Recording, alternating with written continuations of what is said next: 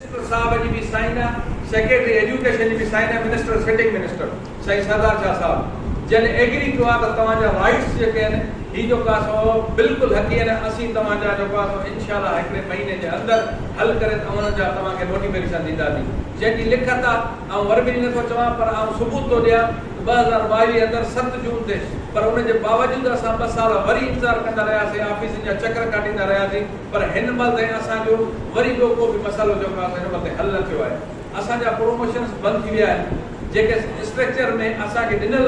जेकॾहिं असांखे तव्हां हिन जो नोटिफिकेशन ॾींदव त असांखे न कंहिं रोड ते अचण जी ज़रूरत आहे न प्रोटेस्ट करण जी ज़रूरत आहे हीअ आउं विटनेस तौरु कापी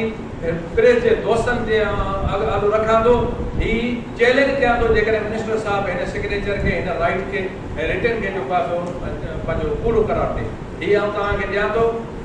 त हीअ बि मसूद साहब खे मिनिस्टर साहब खे ॿुधायो त हीअ अव्हांजी लिखत आहे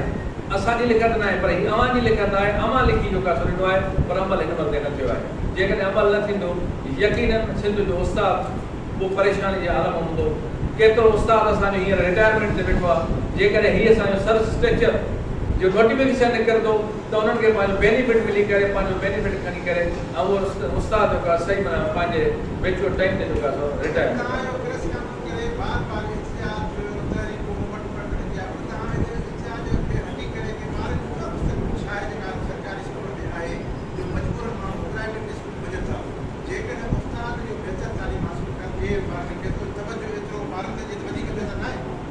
तमाम जबरदस्त हमारे सवाल आए थे नंबर पहिरीं ॻाल्हि इहा ई आहे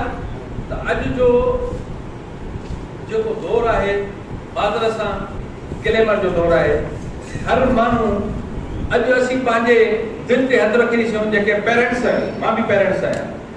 जॾहिं असां पंहिंजी बचे खे गवर्नमेंट जे स्कूल में मोकिलियूं था त आउं सम्झां थो त महीननि जा महीना इहो नथा ॾिसूं त हिनखे कलम आहे हिनखे ड्रेस आहे हिनखे चपल आहे हीअ असांजो ॿारु स्कूल वियो आहे अलाए न वियो आहे उनजी का तदारक असीं पाण करण लाइ तयारु कोन आहियूं पर जॾहिं हुन साॻियो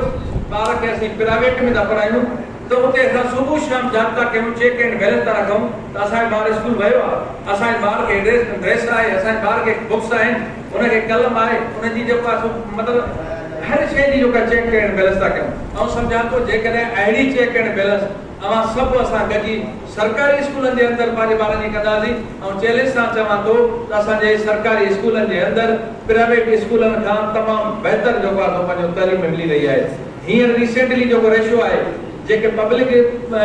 सर्विस कमीशन जे अंदरि असांजा दोस्त महिरबान इलेक्ट थी आया आहिनि जेके कामयाबी माने आया आहिनि उनजो तव्हां रेशियो ॾिसो ऐं सम्झां थो त 95% उहे शागिर्द पंहिंजे कमीशन पास कए जेके सरकारी स्कूलनि जा पढ़ियल आहिनि